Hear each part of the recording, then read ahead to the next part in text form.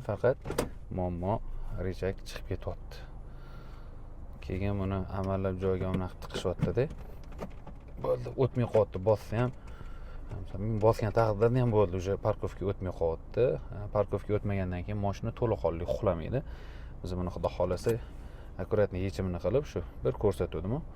Polnyamdan chochib, sivlit qilib, teshik ochib, mana bu yerga rezva qilib qotiramiz. Holatda chochib olamiz-da, bari ustunovka qilib mana. Asta bitta samara, mana ko'rib olsanglar bo'ladi. Bitta samara, masala hal. Xudo xolasa qotil bo'ldi. Hech qanaqa muammo bo'lmaydi mana. Dodda bo'ldi. Ha, boltda qotdi, hech qanaqa muammo bo'lmaydi. Tamom krishkasini chochib shu boltni yechmaguncha bu rechak bu yoqqa chiqib kelmaydi. Yodda tutamiz.